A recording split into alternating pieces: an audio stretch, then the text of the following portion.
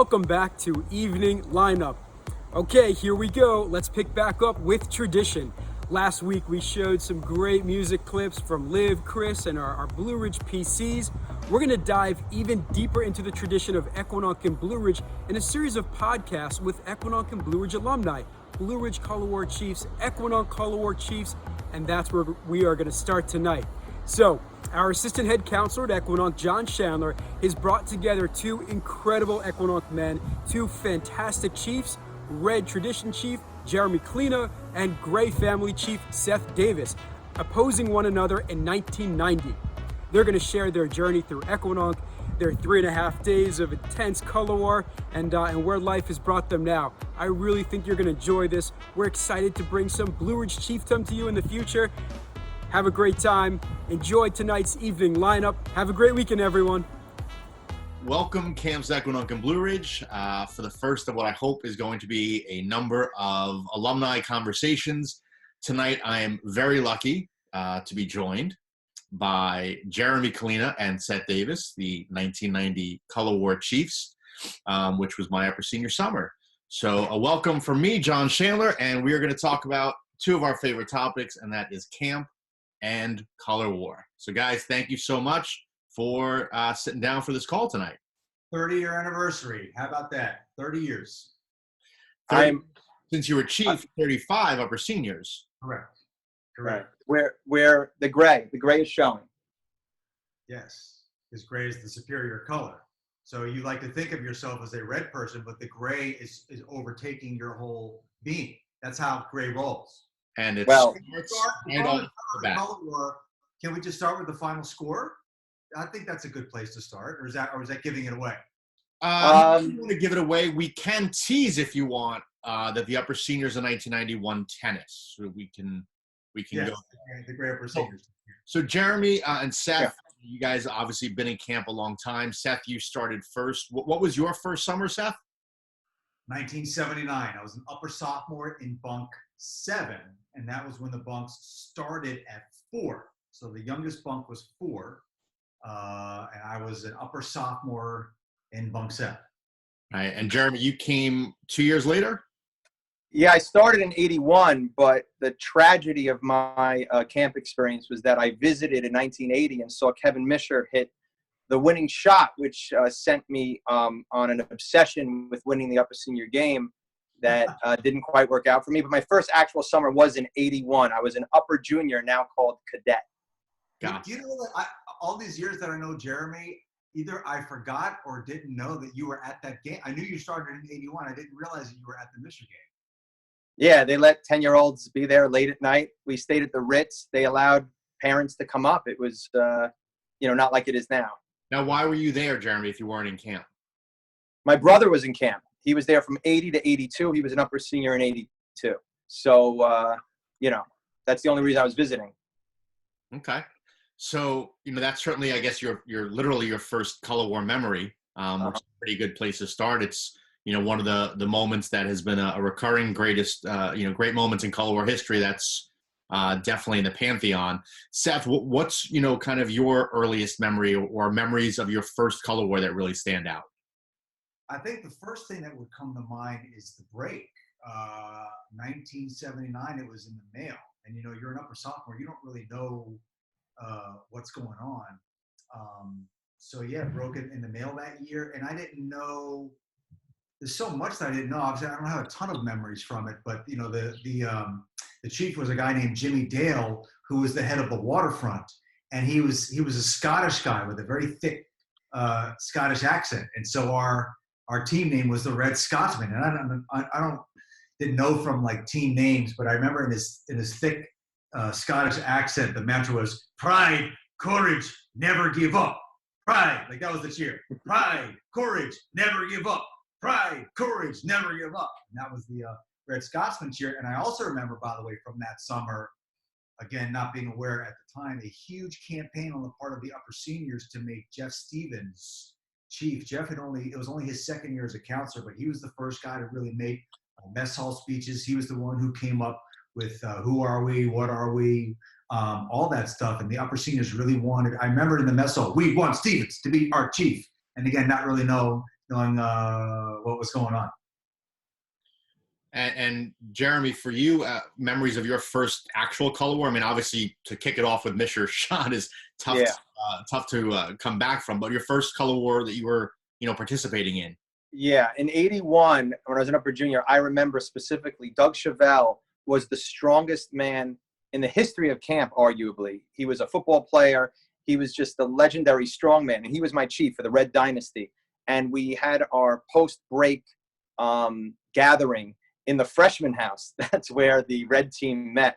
A lot of people nowadays wouldn't know what the freshman house is. We can get into that, but it's this sort of large shack that's sort of near where the upper seniors now reside. In any event, there's a lot of screaming and yelling, and I remember being scared, but he was so strong that he, with his hands, and we have pictures of this actually, still pictures, he ripped the wooden cubbies out of the wall, and I didn't understand why. And counselors had to talk to the kids after that event to explain that everything was okay, because I thought he was angry at us, but it meant that he was excited about being chief. But I mean, he took physical wooden cubbies and ripped them out of the wall. I swear on my life. I swear on the plaque, so you know it's true. John, I just want to say one thing.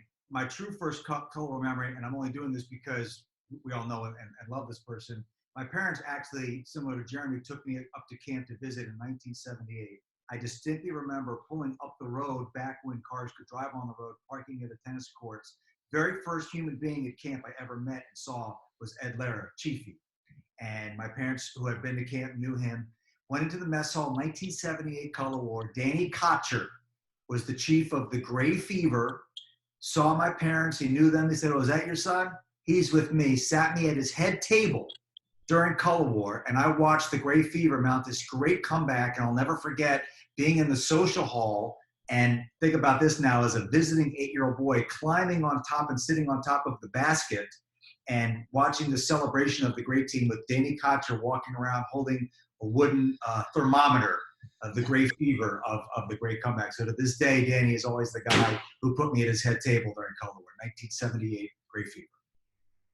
So you guys, I mean, it's pretty cool that your first memories of color war, your first experience is sitting at the Chiefs table with the guy who you probably didn't even know who the heck he was. No. And Jeremy coming in and, literally watching a game that, 35 years later, 40 years later, we're still talking about. Yep. You've got a visitor in the back, by the way. Is that Clarence? Can you see Clarence the dog? Yeah. Hi, Clarence. So my first color war in camp was actually 1985, which was obviously your guys' upper senior summer. The three of us were all on Gray Empire, which you may or may not remember. I remember you guys. And, it's funny, you talk about your first memories, and neither one of them is really a game that you played in. And I think it's similar for me. My most vivid memory of 85 color war is after the upper senior game, which Gray did not win. And, you as upper seniors, I was a junior, and, you, of course, as we all know as campers, idolize these upper seniors who probably, didn't, give me much time of day other than maybe saying hi, and that was enough. Although it was very different, right? Camp had maybe 115 kids that summer.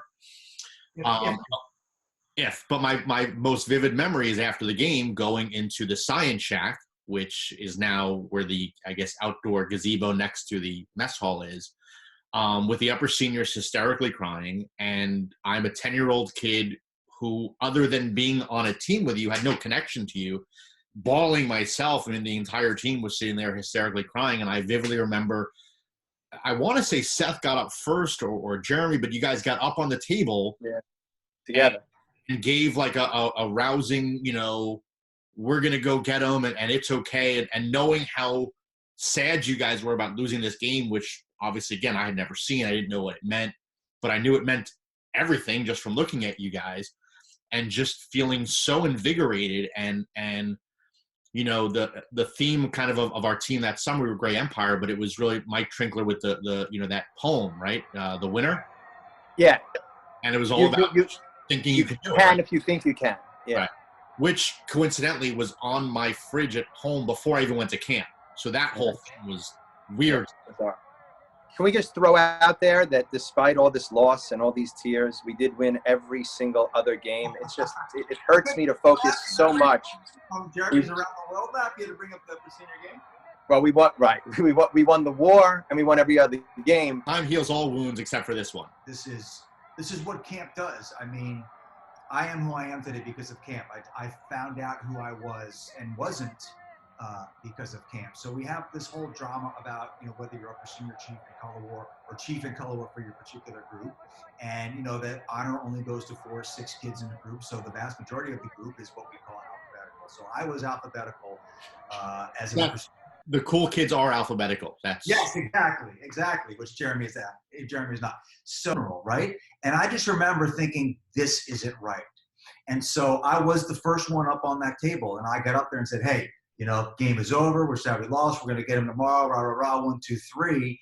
And that kind of initiated the dominoes of each, and then all of the upper seniors kind of each one by one, and that room turned. And I distinctly remember the next day, Steve Roush, who was my counselor as an upper junior, and he was color chief that year, so I really looked up for him, telling me behind the hotel, I remember the spot where he said this to me, like, that was really impressive what you did last night on the table. So I really found a piece of myself.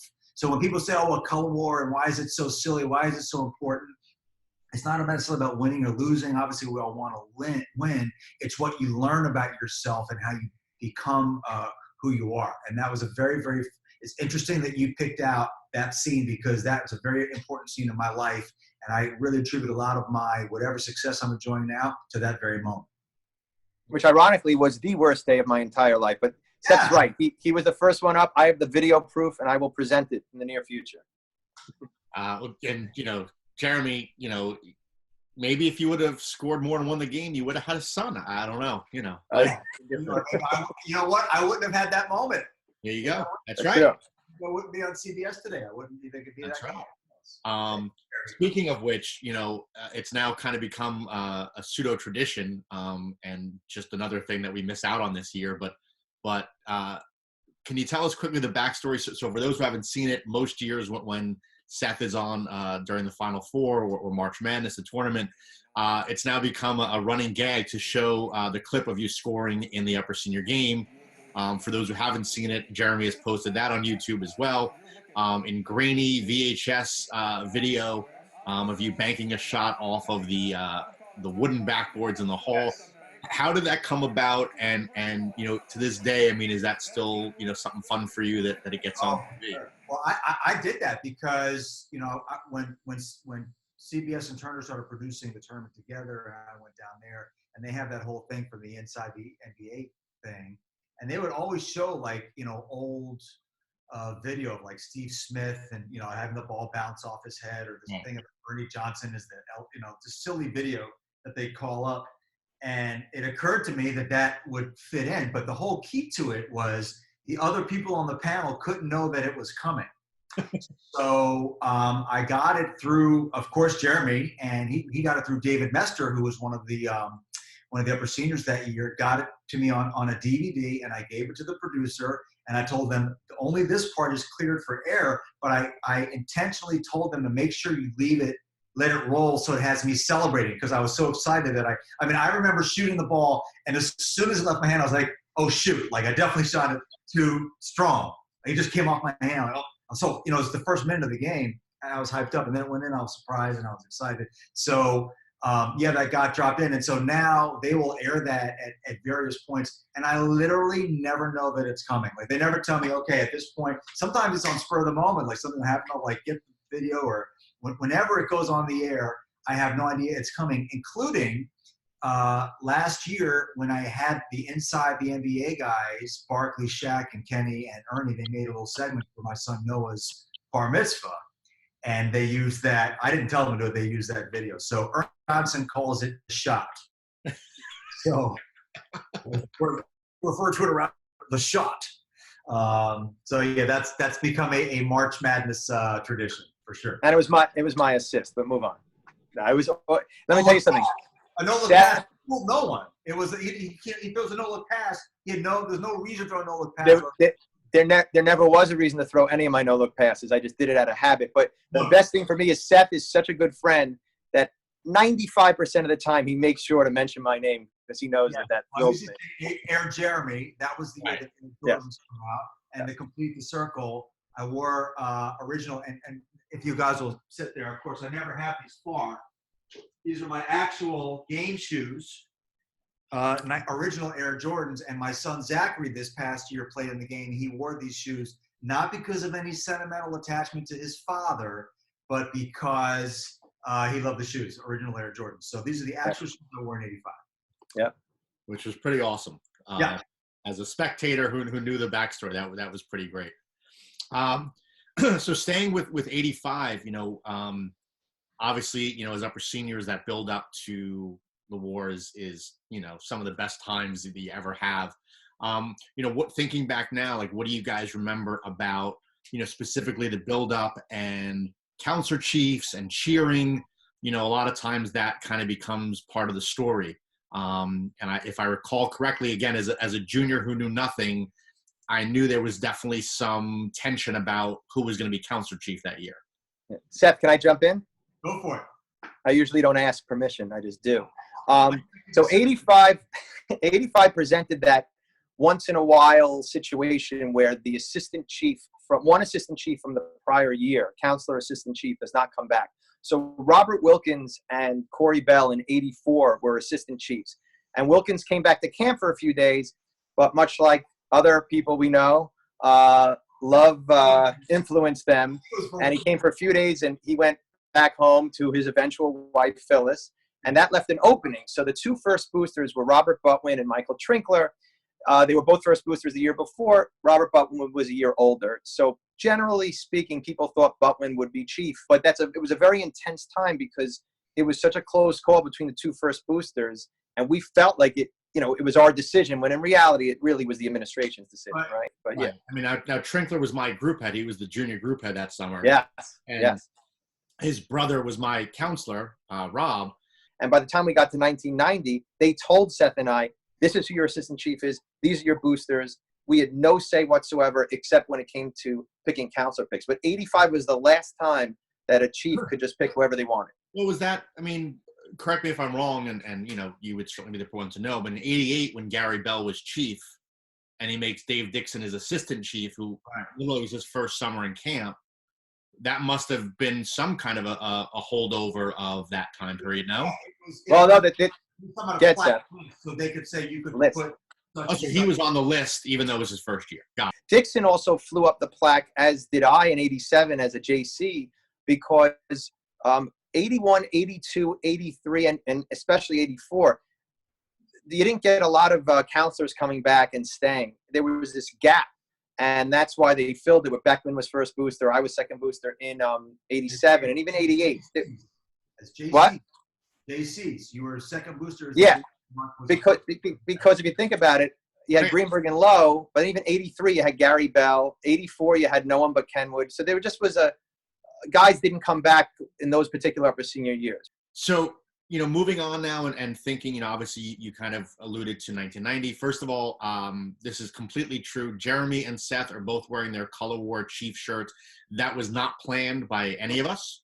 I did it the last second. I'm going to go put on my grave and surprise him. And the video comes up and Jeremy's wearing his red. You have to love the,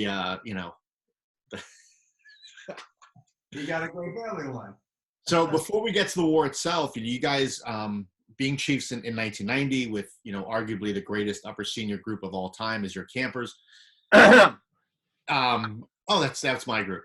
But you guys had. I think that's true. Go ahead. But you guys had a history, right? I mean, Seth, you were a counselor in our group, I think, a couple of years, if I remember correctly. Yeah, when you were inters. Yeah, I mean, upper inter year was 83. Eric Premisler was 88. 88. 88, yeah, I'm sorry. 83 was my inter year.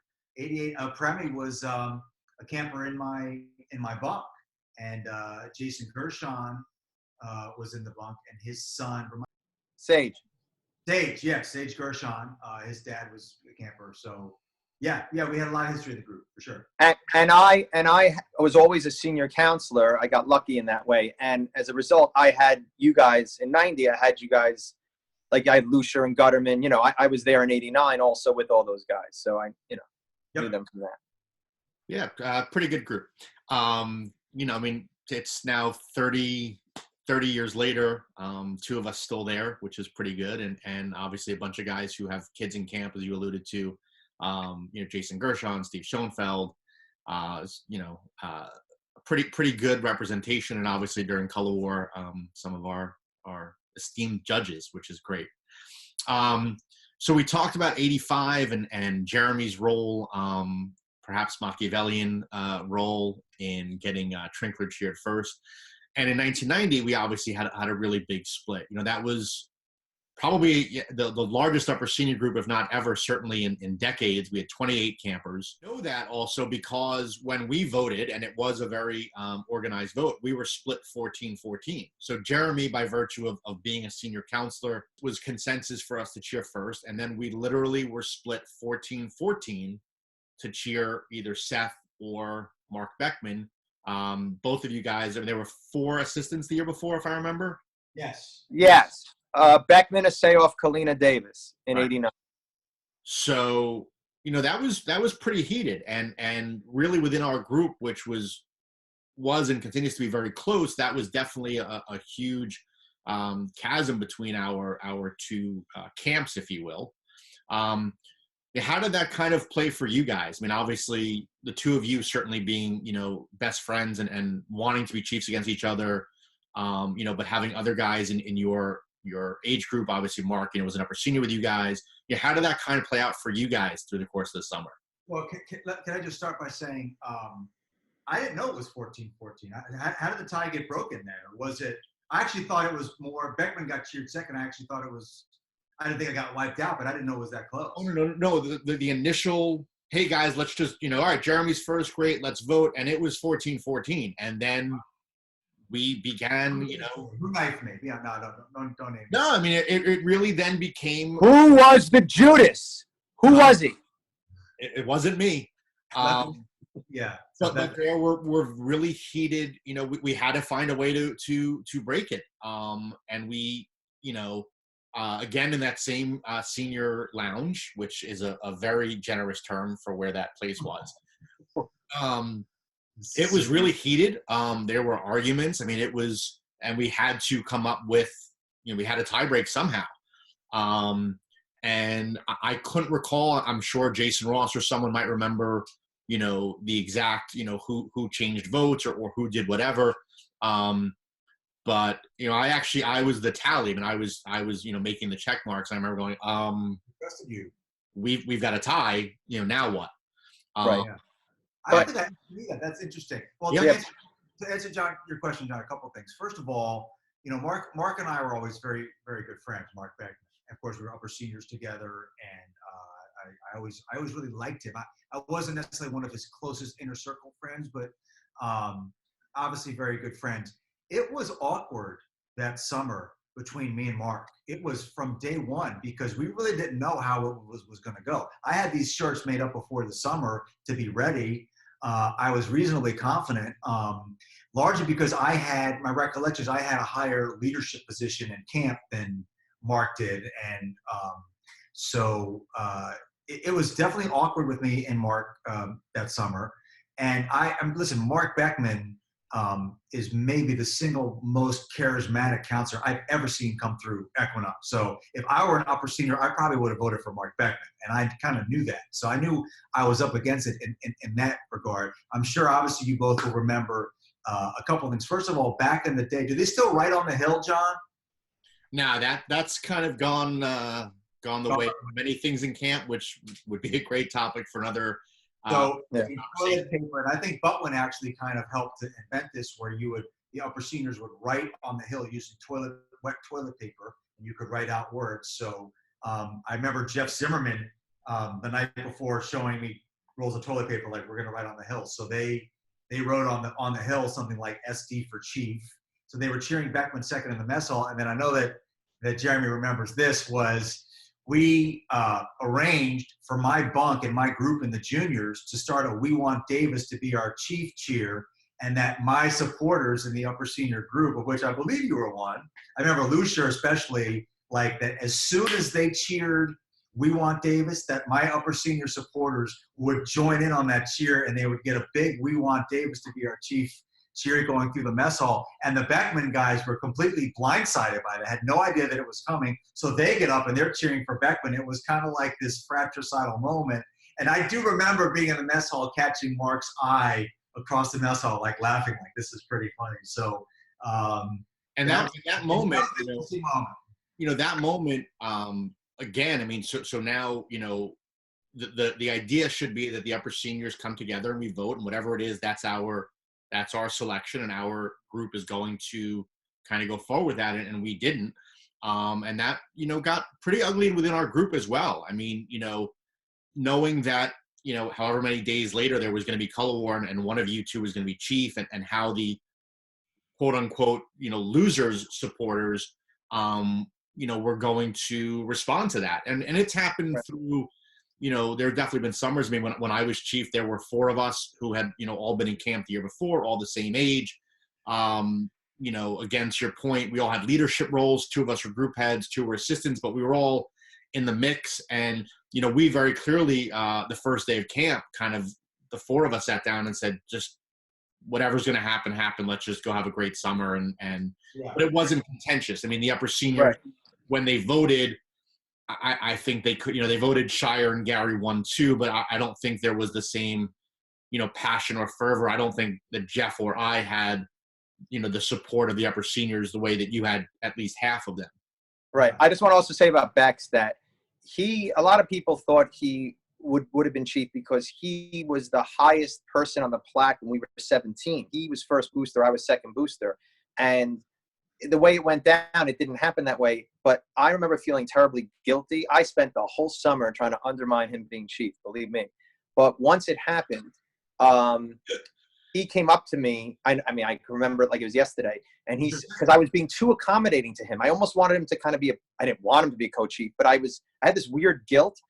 And after like half the day, he grabbed me, Beckman could be, like grabbed me and like went right up to my face. And he said, "You're chief." He's like, "I'll be chief next year." He's like, "Stop it," And he played a great role. He just was so great, and he did not let it ruin his color war. And if anything, he straightened me out because I was overcompensating as usual. Like all the, I would. You understand what happened? Everyone has to understand. They were painted signs hanging from bunk 33. Beckman for chief. This is of all the years the most contentious one. But once it happened, he made sure that I was chief, even though I tried to make him a co-chief, and he gave great speeches. He was awesome. And then the next year, of course, and he was it's chief. funny because, now the upper seniors every year paint signs, and it's sort of a thing to do. And that year was really, half of the upper seniors really trying to make it, abundantly clear where they were. That's a great statement of the character of Mark Beckman, that he took it upon himself to tell Jeremy, "Stop worrying about me. You be chief and go be chief." And that's all about Mark. And to this day, I would have voted for him, John. I don't know why you voted for me. I would have voted for Beck. You were wrong. Because I slept next to Jeremy, and I didn't want to have to deal with him crying for 3 days. Sure. That his best friend wasn't. That was really it. I didn't. Yeah, my worry was about Seth. That Seth would be so mad that it would somehow he'd leave camp. Remember, I used to have irrational thoughts. So. I mean, the flip side to that, which is kind of interesting in that sort of alternate universe, thing, is had Beckman been chief, you'd safe to assume that Seth would have been your assistant. Yeah. Which, all things considered, then would have been probably another really, special circumstance. Obviously, not the way you sort of had envisioned it, but that might have been also just a really. I mean, to think about sharing that, Gary Greenstein and I, he was my assistant, and we got to share that experience was pretty remarkable. So, yeah. It's interesting. You're wearing your red tradition shirt. Jeremy, you did not want to be a red chief, correct? All right. So this is something that I've gotten a lot of grief for. I'm just going to say it, and it's going to anger those who don't know it, who are former red chiefs. You already know it. But gray is it, people. Gray is it. Whoa, finally. Once I was gray up a senior chief, that was it. And in '89, right in front of the freshman house by the vomit wheel, I remember, when Seth and I found each other and we were double assistants and we realized there was a real chance that we could be chief against each other in 90, that's when he said to me, I got to be Gray Family. You got to give me Gray or something like that. Now, I had wanted to be Gray Tradition. I had already picked out my name. And I started thinking, and I was just in the moment, and I'm like, well, we have to make a trade or something like that. And I gave up Gray to my best friend. He could have been Red Family. Why not? What'd There's been two. What'd you say? What'd you get for it? Do we have to bring that up? Do you know the answer? You brought up that it was a trade. Do you know the answer, John? He knows. I know. He knows. He knows. It's the worst trade since Jim Fregosi for Nolan Ryan. What do you mean it's not the worst trade? Do you know what it is? Yes, of course. So what is it? Peter Shimkin. I got first CIT pick CIT. for color. Well, you didn't give me a choice. No. I want to correct something. I remembered slightly differently in this way. This is to your great credit. For some reason, I think he knew that I wanted to be family, and I had sort of made that. And then we had this realization that maybe we could be. Of course, this is just how we were. Like, color has just broken, and we're assistant chiefs, and we're already talking about the next summer being chief against each other on the porch of the freshman house, waiting to be introduced. And I only just kind of brought it up about, we're going to have to figure that out. And Jeremy, without me asking, without me even raising, without me even thinking of asking, I don't think I would have asked. I would have said, let's flip for it. He said to me, I swear to God, I'm letting you be Gray. Great, it's Gray Family. You want to be Gray Family. That's the kind of friend that Jeremy is. All right. I gave him Peter Shimkin that summer, but Jeremy completely initiated the idea to give me Gray Family. I knew you really, really wanted it. I'm just saying. I didn't By ask the way, you saying the whole Gray is it thing is like Jeter coming out and saying the Red Sox are the best, and I really wanted to be a Red Sox. It's terrible. I've made enemies on this video. I understand that. But by the way, what's wrong with the Red Family? Is there anything wrong with the Red Family? Wonderful people with red hair, with red as their favorite color. One of my favorite facts about camp that I've learned within the past 3 years is that Bernie Strauss lost flip for color. And Bernie Strauss wanted to be a red chief. His opposing chief wanted to be red. They flipped for color, which, as you guys know, having been at flips, all Steven ever wanted was to flip for color and have that be a fight. And they flipped for color. And Bernie will say to this day that it was the only flip he lost was the flip for color. And he was devastated because he wanted to be red. So when you think about kind of the Rushmore of Gray Chiefs, I mean, there have been now 4 families, correct? No, 3. Was there one after Seth? It was Greenwald in 79. And Bernie, that's 4. The 2 Greenwalds. No. Oh, really? I didn't even know that. Okay. Bruce and Mark. So, I mean, again, to think about how the universe would be different. I mean, if Bernie wins that flip, he's a red chief. It's unfathomable for us to even think of. No. Because he's a great chief. Yeah. So, I think we're going to wrap this up. I know that we could probably go on for 6 or 7 more hours. We do have to say the final score, John. Of Color War, sure. Color War 1990. I seem to forget. Jeremy, do you remember? My recollection is that the 11-27-11-02 score was really because of a 15-point game. That's all that is a 30-point swing, a junior hockey game. That's all you needed for us to have won. So we did win every single senior. The Red Upper Seniors did our part. We lost tennis. It's so everyone understands. First of all, yes, Gray Family won 11-27 to 11-02, so it was a close war. Can't be closer. I just had a flashback to Matt Fogelman, but well, that's for another day. The Red Upper Seniors won every single event except for tennis. The only event my upper seniors won was tennis. And I'll also point out that Jeremy won, that back then we flipped for each group. So Jeremy won all of the upper camp flips. Jeremy, is that your recollection? I believe that is my recollection. For that. I think I think that Phil Giovinco, did I give you him? I gave him as an upper junior because you liked him a lot. Remember I gave you that team? Yes, that was my. All right, you won the war by a lot except for the upper seniors. Thanks to John Chandler, we kept it tight. So Spider-Man was not there to rescue you. The point being, think about the mathematics of losing every game but one in the upper seniors and still doing well enough in the remaining groups to be able to win Color War, which we did. It's like a 300-point swing because it's like 175 to 25. Yeah, that was pretty unbelievable. And we have a lot of this on video too. You know, the 90 war. Your pretty face before we get out of here. So, guys, this was awesome. You know, I think everyone right now is really trying to think about things that make them happy. Yes. And I know for us, camp and Color War, is that the all-around camper? This is the trophy that I was supposed to not get. Okay. The best athlete trophy. So we're all thinking about camp. You know, we're 90 days away from what we hope is going to be the start of camp, and hope to see everyone there. And even though we're talking about Color War now, there will not be Color War in 2020.